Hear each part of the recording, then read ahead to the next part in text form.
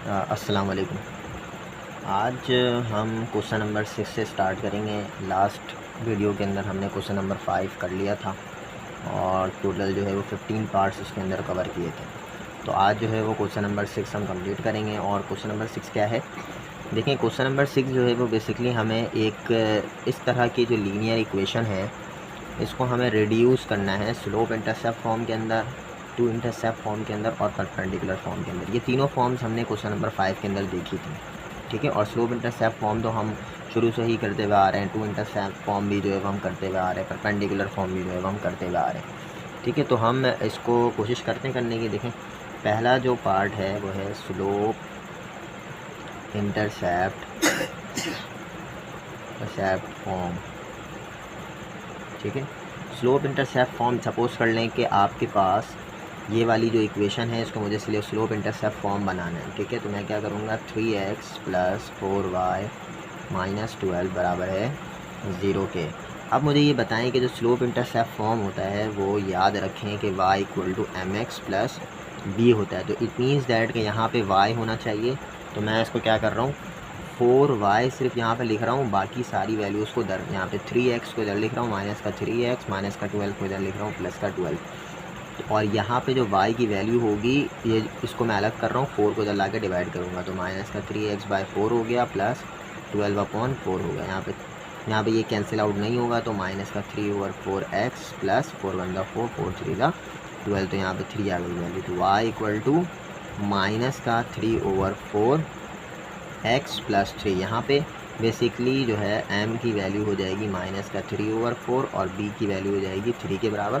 तो ये वाली फॉर्म हमारी रिड्यूस हो गई स्लोप इंटरसेप्ट फॉर्म के अंदर, ठीक है। ये हमारा स्लोप इंटरसेप्ट फॉर्म में रिड्यूस हो गया, ये m है और ये b है। नेक्स्ट जो है वो आपके पास है टू इंटरसेप्ट फॉर्म। अब देखें, ये जो हमारे पास क्वेश्चन होगा इसको हम टू इंटरसेप्ट फॉर्म के अंदर रिड्यूस करके करने की कोशिश करते हैं। देखें, सबसे पहले हमारे पास जो है ये इक्वेशन मैं लिख लेता हूँ जो गिवन है सवाल में, 3x + 4y - 12 = 0। यहाँ पे जो है हम बेसिकली क्या करेंगे, 3x + 4y = 12 हो जाएगा। इस 12 को मैं इधर अगर भेजता हूँ इसके नीचे, प्लस 4y को भी इसके नीचे भेजता हूँ, तो यहाँ पे आपको पता है 1 बचता है, क्योंकि कोई भी नंबर इक्वल टू के बाद अगर होगा तो वो 1 से मल्टीप्लाई होगा। तो इधर आके 12 डिवाइड हो गया।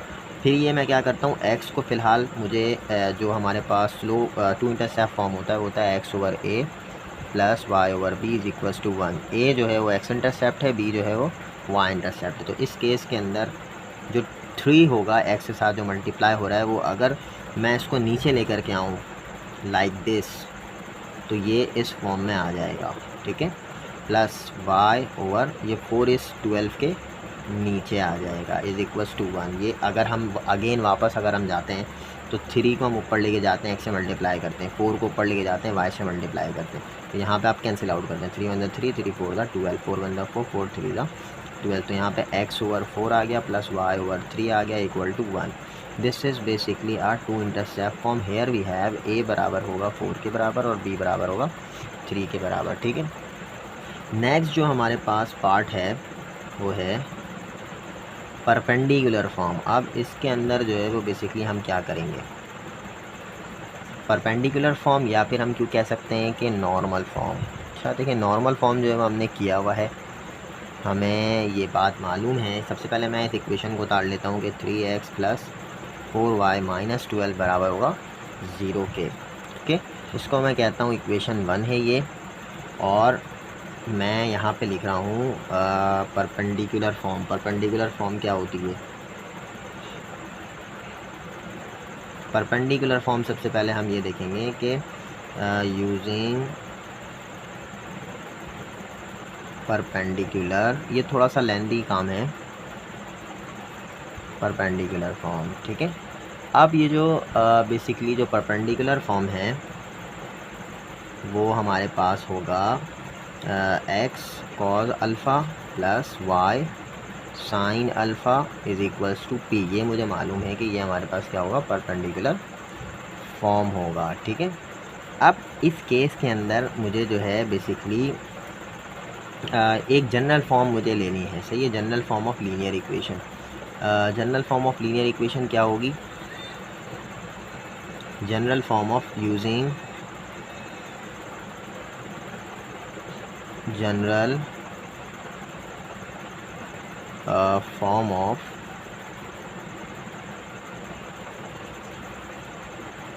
Linear equation. ठीक है। अच्छा, वैसे मुझे जनरल फॉर्म लेने की ज़रूरत नहीं है, अगर मैं चाहूँ तो इसको डायरेक्ट मैं क्या करवाऊँगा, यहाँ पे कंपेयर करवा लेता हूँ, कंपेयरिंग इक्वेशन 1 एंड इक्वेशन 2। अब कंपेयर करवाने पर मेरे पास क्या वैल्यू आएगी, देखें और से देखें। यहाँ पे मैं क्या कर रहा हूँ, एक्स कॉज अल्फ़ा को बेसिकली डिवाइड करवाऊँगा 3x से। ठीक है, ये बराबर होगा अगर मैं y साइन अल्फ़ा को डिवाइड करवाऊँ 4y से, और यहाँ पे जो 12 है अगर मैं इसको इस तरफ ले लूँ राइट हैंड साइड में, तो बेसिकली जो p होगा वो 12 से डिवाइड होगा। और इसको मैं एक जस्ट इन तीनों वैल्यूज़ को मैं एक सपोज़ कर लेता हूँ एक अदर वेरिएबल के बराबर कि ये k के बराबर है। ठीक है, ये बात समझ में आई। मैंने इक्वेशन 2 को इक्वेशन 1 से बेसिकली कंपेयर किया है हर टर्म्स को। ठीक है, कंपेयर करेंगे तो यहाँ से देखें x और x कैंसिल, यहाँ से y और y कैंसिल। ठीक है, तो वैल्यू जो बच रही है वो बच रही है कॉस अल्फ़ा, क्या वैल्यू बच रही है यहाँ पे, cos alpha over 3 is equals to sine alpha over 4। ये वैल्यू बच रही है sine alpha over 4 is equals to p upon 12 बच रही है यहाँ पे वैल्यू कुछ। ठीक है, और इज़ इक्वल्स टू k। थोड़ा सा लेंदी काम है तो इसको ज़रा सही से समझें। ठीक है, अच्छा नेक्स्ट काम जो है वो हमें क्या करना है, यहाँ पे हम सारी वैल्यूज़ को k के कंपैरिजन में अलग अलग कर लेते हैं कि कॉस अल्फ़ा ओवर 3 बराबर हो गया k के, साइन अल्फ़ा ओवर 4 बराबर हो गया k के, और p ओवर 12 बराबर हो गया k के। यहाँ पे कॉस अल्फ़ा की वैल्यू आ गई 3 के, यहाँ पे साइन अल्फ़ा की वैल्यू आ गई 4 के, और यहाँ पे p बराबर हो गया 12 k के। ठीक है, अब नॉर्मली हम क्या करते हैं, यहाँ पर मुझे यहाँ पे k की वैल्यू फाइंड आउट करनी है। जब k की वैल्यू निकल जाएगी तो मैं यहाँ पे कॉस अल्फ़ा की वैल्यू बता सकता हूँ, साइन अल्फ़ा की वैल्यू बता सकता हूँ, और p की वैल्यू भी बता सकता हूँ। ठीक है, उसके बाद फिर मैं डायरेक्ट इक्वेशन के अंदर पुट करूँगा और परपेंडिकुलर फॉर्म निकाल लूँगा, और मैं बताता हूँ आपको मैं किस तरीके से निकाल लूँगा। देखें मैं क्या कर रहा हूँ, इसको मैं कह रहा हूँ कि ये a है स्मॉल a, ये है स्मॉल b। ठीक है, मैं क्या कर रहा हूँ, squaring and adding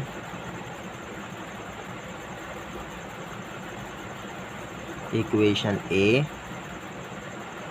with equation b। ठीक है, ये दोनों काम कर रहा हूँ मैं, यानी cos square alpha plus sine square alpha बराबर हो जाएगा 3k का स्क्वायर प्लस 4k का square. Here we have this is basically equal to 1, 3 का स्क्वायर 9k स्क्वायर प्लस 4 का square 16k square. Here we have 25k square and 1, और you know that के 25 अगर हम डिवाइड करवाते हैं तो 1/25 इक्वल टू k स्क्वायर। तो अंडर रूट से अगर मैं वो कर दूँ तो यहाँ पे जो वैल्यू आ जाएगी वो आ जाएगी बेसिकली k स्क्वायर। यहाँ पे जो वैल्यू आएगी k बराबर हो गया 1/5 का। अब यहाँ पे आप लोगों को सवाल ये होगा कि ये प्लस माइनस में हम क्यों लेंगे। प्लस माइनस में इसलिए ले रहे हैं, प्लस माइनस में हम नहीं कंसिडर करेंगे, हम k की वैल्यू बेसिकली पॉजिटिव कंसिडर करेंगे। क्यों? क्योंकि k जो है वो एज अप्रॉक्स, ये जो हमारे पास p आया है, ये p जो है वो बेसिकली परपेंडिकुलर डिस्टेंस है, और डिस्टेंस हमेशा पॉजिटिव होता है। तो इस वजह से जो k है वो हम क्या करेंगे, यहाँ पे पॉजिटिव वैल्यू कंसिडर करेंगे। k इज़ ऑलवेज़ पॉजिटिव, यहाँ पे लिख लीजिएगा आप लोग, बिकॉज क्योंकि हमारे पास जो डिस्टेंस है, ठीक है, वो हमेशा पॉजिटिव होता है, नेगेटिव नहीं होता। तो यहाँ पे हम पॉजिटिव कंसिडर करेंगे। अब नेक्स्ट काम जो है वो हमें ये करना है कि हमें परपेंडिकुलर फॉर्म लिखनी है। हमें परपेंडिकुलर फॉर्म पता है कि क्या है, x cos alpha plus y sine alpha is equals to p। ठीक है, अब मुझे पता है एक्स कॉज अल्फ़ा की जो वैल्यू आई है वो बेसिकली आई है 3k। कॉज अल्फ़ा किसके बराबर है, 3k plus y sine alpha किसके बराबर है, यहाँ पे जो वैल्यू है देखें, यहाँ पे b इक्वेशन जो थी वो थी 4k, और इज़ इक्वल्स टू p किसके बराबर है, 12k। अब k की वैल्यू हम निकाल चुके हैं, तो x मल्टीप्लाई 3 और k की वैल्यू आ गई 1/5 plus y multiply by 4, k की वैल्यू आ गई 1/5 इज इक्वल्स टू 12 मल्टीप्लाई 1/5। तो हियर वी हैव, ये हो गया 3x/5 plus 4y/5 is equals to 12/5। तो यहाँ पे अगर मैं एलसीएम लेता हूँ तो 3x plus, so this is basically a perpendicular form of equation. तो हम यहाँ पे बस परपेंडिकुलर फॉर्म हमें फाइंड आउट करना था। यहाँ पे हमें जो है वो बेसिकली जस्ट कॉस अल्फ़ा और साइन अल्फ़ा की वैल्यू निकालनी थी, ठीक है, और p की वैल्यू निकालनी थी और वैल्यूज़ पुट करनी थी। आप इसको अगर सॉल्व करने बैठेंगे तो दोबारा से वही इक्वेशन आ जाएगी जो हमारे पास सवाल में गिवन था, ठीक है। तो ये परपेंडिकुलर फॉर्म है जिसमें कॉस अल्फ़ा की वैल्यू आ रही है यहाँ पे 3/5 और साइन अल्फ़ा की वैल्यू आ रही है 4/5 और p बराबर हो जाएगा 12/5। ये जो वैल्यूज़ हैं, ये वैल्यूज़ बेसिकली हमें यहाँ पे लानी थी, तो ये परपेंडिकुलर फॉर्म हो गया, ठीक है। अच्छा, नेक्स्ट जो है वो हमारे पास क्वेश्चन नंबर 7 है। अब क्वेश्चन नंबर 7 जो है वो बेसिकली क्या है, find the equation of the sides of the triangle whose vertices are. अब आपके पास एक ट्रायंगल है और आपने तीनों वर्टिसेस गिवन हैं, ठीक है, 1/4, b सपोज कर लें 2, -3 है और c सपोज कर लें -1, -2 है, और आपने हर साइड्स की इक्वेशन फाइंड आउट करनी है। हर साइड्स की इक्वेशन कैसे फाइंड आउट करेंगे, इट्स वेरी इजी, ठीक है।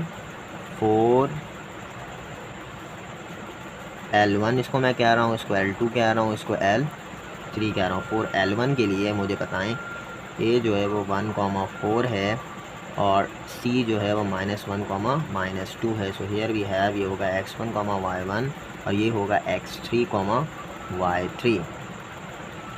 अब मुझे ये बताएं कि यहाँ पे जो इक्वेशन हमारे पास बनेगी वो कौन सी, अगर मैं लगाऊँ 2 पॉइंट फॉर्म, क्या लगाऊँ 2 पॉइंट फॉर्म, तो यहाँ पे मैं 2 पॉइंट फॉर्म जो हमारे पास बनेगी वो किस तरह से बनेगी, ठीक है। मैं यहाँ पे लगा रहा हूँ y - y1 ओवर x - x1।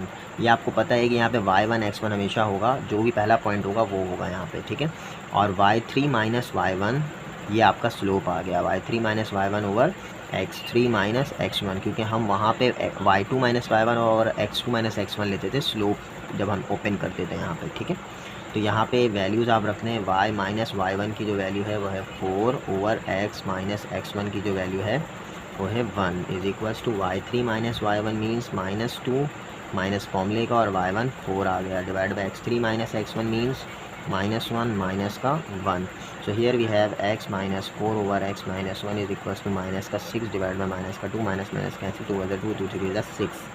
सो x - 4 वैसे ही रहेगा और 3 से ये वाली वैल्यू आ करके मल्टीप्लाई हो जाएगी। तो यहाँ पे वैल्यू आ जाएगी 3x माइनस का 3x - 4। So here we have basically जो वैल्यू आ रही है वो आएगी यहाँ पर, यूँ सपोज कर लें कि 3x वैसे ही रहेगा, माइनस का x हो गया, यहाँ आ गया प्लस का 4 माइनस का 3।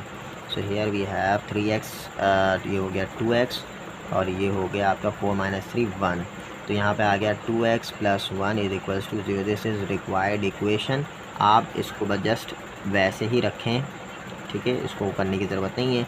इसी तरीके से हम 4l जो हमारे पास l2 है वो भी फाइंड आउट कर लेते हैं। l2 में आप मुझे बताएं क्या करेंगे, यहाँ पे बेसिकली a यूज़ होगा 1,4 जो कि x1, y1 होगा, और b यूज़ करेंगे 2, -3 जो कि x2, y3 होगा, ठीक है। अब इस केस के अंदर हम क्या करेंगे, नॉर्मली वही काम करेंगे जो हम करते हुए आ रहे हैं, 2 पॉइंट फॉर्म यूज़ करेंगे, y - y1 ओवर x - x1 is equals to y2 - y1 ओवर x2 - x1। क्यों x2 - x1 और y2 - y1 ले रहे हैं, क्योंकि a और b है, तो इस केस में y2 - y1 x2 - x1। अब आप इस केस के अंदर वैल्यूज़ रख दें, y - y1 की जो वैल्यू है वो है 4 divided by x2 x - x1 जो है वो यहाँ पे 1 है, is equals to y2 - y1 यानी x2, y2 - y1 means -3 - 4 over x2 - x1 means 2 - 1. So here we have y minus 4 over x minus 1 is equals to, ये हो गया माइनस का 7 divided by 1. So here we have y minus 4 equal to minus 7 x minus 1, तो minus का 7x plus 1 y minus 4. So here we have 7x इधर आ जाएगा plus y और माइनस 4 माइनस का 1 माइनस का 5 इक्वल टू 0. तो ये हमारे पास किस लाइन की इक्वेशन आई, L2 की इक्वेशन आ गई. नेक्स्ट काम आपने L3 जो है वो फाइंड आउट करना है, जो कि B और C का आप B और C वाली साइड है. ठीक है, इसी तरह से 2 पॉइंट फॉर्म लगा के बहुत इजी तरीका है, इसको सॉल्व करें. ठीक है, हम आते हैं आगे क्वेश्चन नंबर 8 की तरफ. अब जो क्वेश्चन नंबर 8 है वो क्या है, find the equation of the perpendicular bisector of the segment joining -1, 2 and 9, 12. एक जॉइन है मेरे पास जो कि -1, 2 से शुरू हो रहा है और 9, 12 पे ख़त्म हो रहा है, और एक परपेंडिकुलर बाइसेक्टर है. बाइसेक्टर मींस कि वो बीच से सेंटर से क्या कर रहा है, एक बाइसेक्टर जो है वो सेंटर से डिवाइड कर रहा है. हमें इस लाइन की इक्वेशन निकालनी है. ये L2 होगा और ये L1 होगा, इसका स्लोप M2 होगा और इसका स्लोप M1 होगा. यहाँ पे आप वर्डिंग लिख लें, consider the bisector line L2 which is the slope M2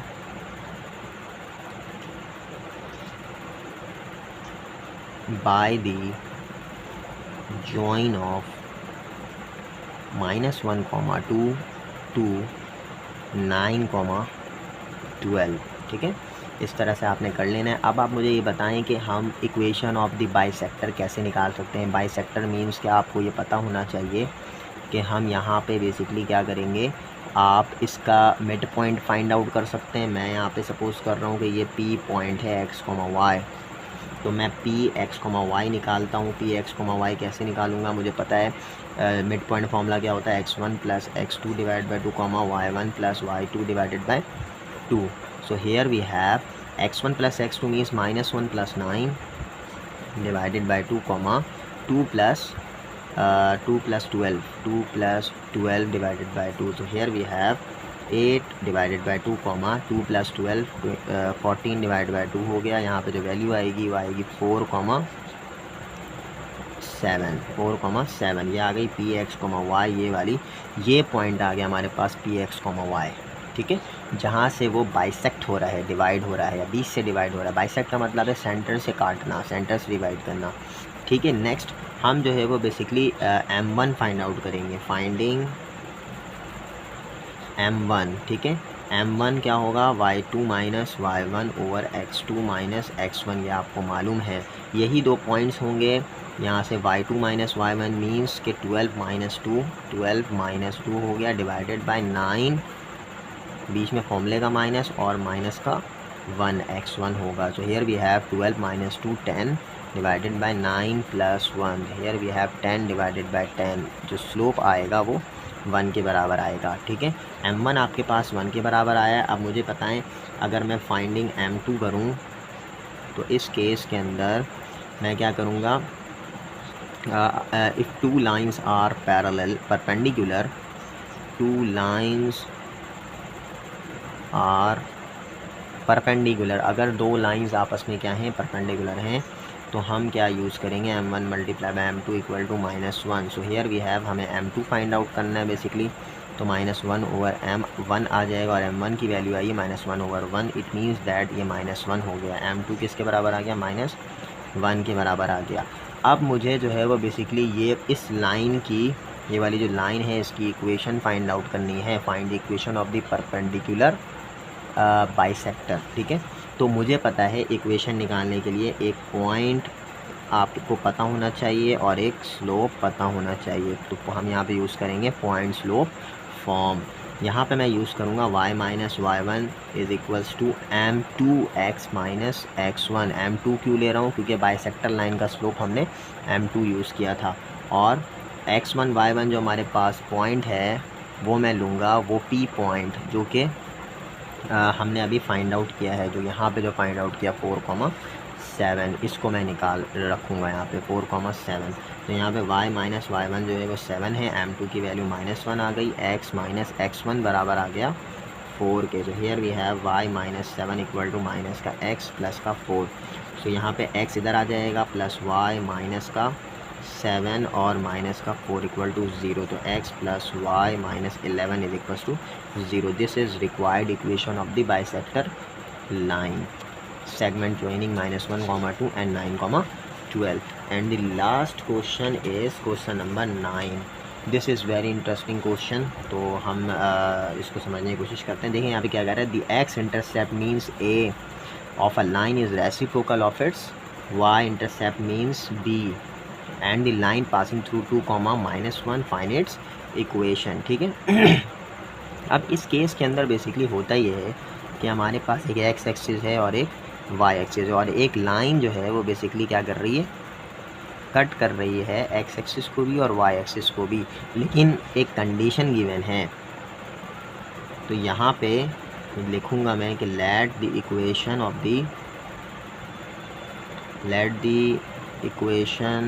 the line is cut by x and y axis and passing through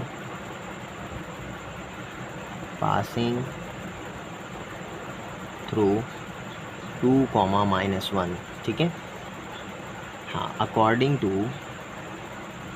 given condition. अब ये सपोज़ कर लें कि 2, -1 ये कहीं भी हो सकता है। मैंने x और y यूज़ किया, लेकिन ये फर्स्ट क्वाड्रेंट में तो ये पॉजिटिव हो रहा है, लेकिन मैं जस्ट एक नॉर्मल एक लाइन सपोज़ कर रहा हूँ जो कि 2, -1 से पास हो रहा है और x और y को कट कर रहा है। किस कंडीशन के साथ कि a intercept is reciprocal with b intercept के बराबर है। ठीक है। अकॉर्डिंग टू गिवन कंडीशन क्या गिवन है कि a बराबर होगा, a रेसिप्रोकल है b के, तो 1/b के बराबर होगा। ठीक है। तो यहाँ पे मैं यूज़ करूँगा बेसिकली 2 इंटरसेप्ट फॉर्म एक साथ, क्योंकि a और b दोनों आ रहा है ना, 2 इंटरसेप्ट फॉर्म। अब 2 इंटरसेप्ट फॉर्म के अंदर मुझे पता है कि x/a plus y/b equal to 1 होगा। तो यहाँ पे x/a की वैल्यू 1/b रख लेंगे, प्लस y/b वैसे रहेगा इक्वल टू 1। अब मुझे एक बात मालूम है कि x, y जो है वो बराबर है 2, -1, क्योंकि ये जो लाइन है वो 2, -1 से पास हो रहा है। तो यहाँ पे मैं 2 रख दूँ और ये 1/b फ़िलहाल वैसे ही रख दें, प्लस y की जगह पे मैं रख दूँगा यहाँ पे माइनस का 1/b वैसे ही रहेगा इक्वल टू 1। देन फिर इस b को मैं ले जाता हूँ ऊपर, तो ये हो जाएगा 2b प्लस, ये अगर रेसिप्रोकल होगा ये वाली जो टर्म है, ये दो जो टर्म है, ये ऊपर जब रेसिप्रोकल होगी ऊपर जाएगी तो ये 2b हो गया, प्लस माइनस का 1/b इज इक्वल टू 1। सो अब यहाँ पे एलसीएम ले लें, इसके नीचे 1 है तो b बन जा, यहाँ पे क्या आ गया b, इस b को इससे मल्टीप्लाई कराएंगे तो 2b² माइनस का 1 is equal to 1। So here we have 2b² minus का 1 is equal to b। So 2b² minus का b माइनस का 1 इज इक्वल टू 0। तो यहाँ पे अगर हम मिडिल टर्म ब्रेक करते हैं तो कैसे करेंगे, 1 2 ज़ा 2 और 2 - 1 1 होता है। तो लेकिन यहाँ पे मुझे लेना होगा 2b², 1 2 ज़ा 2, तो यहाँ पे होगा माइनस का 2 प्लस का 1। तो हियर वी हैव माइनस का 2b प्लस का b। यहाँ पे अगर मैं रख दूँ तो माइनस का 2b प्लस का b minus 1 is equal to 0। तो मिडिल टर्म ब्रेक हो गया। यहाँ से 2b कॉमन आएगा तो b - 1 प्लस का 1 कॉमन आएगा तो b - 1 is equal to 0। So b - 1 अलग कर दें और 2b + 1 अलग कर दें। ये मिडिल टर्म ब्रेक आनी चाहिए, 9 क्लास को पढ़ाते हैं। b की वैल्यू क्या आ गई, 1 के बराबर, और यहाँ से अगर मैं अदर और करूँ तो b की एक और वैल्यू आ जाएगी माइनस का 1/2।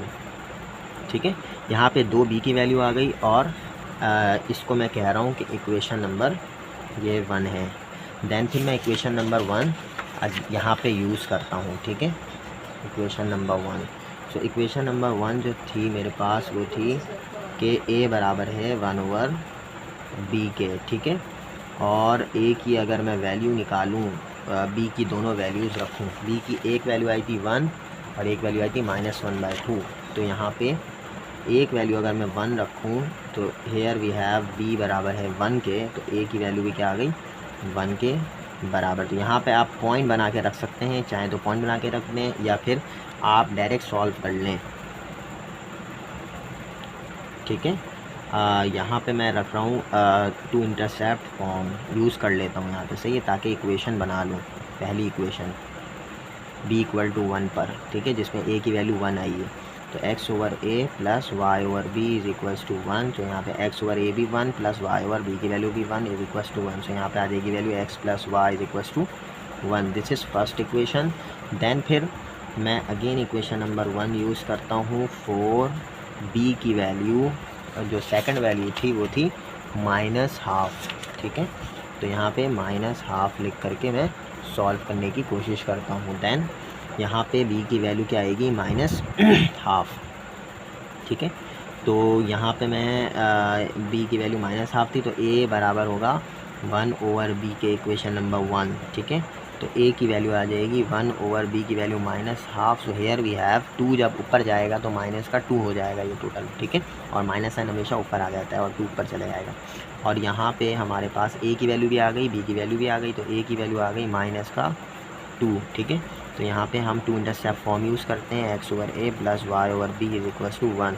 x ओवर a की जो वैल्यू है वो है -2 प्लस वाई ओवर b की जो वैल्यू है वो है -12 इक्वल टू 1। यहाँ पे आप थोड़ा सा इसको वो कर लें, एलसीएम वगैरह ले लें ताकि बेहतर हो जाए ये, ठीक है। इस 2 को मैं ऊपर ले जाता हूँ, तो ये x ओवर -2 फिलहाल वैसे ही रखें, प्लस का ये 2 ऊपर जाएगा तो यहाँ पे y के साथ -1 हो गया इक्वल टू 1। यहाँ पे पहले इन दोनों को मल्टीप्लाई करें तो ये 2 आ जाएगा, ये माइनस का x आ जाएगा, और ये जब इससे मल्टीप्लाई होगा तो माइनस का 4y इक्वल टू 1 हो जाएगा।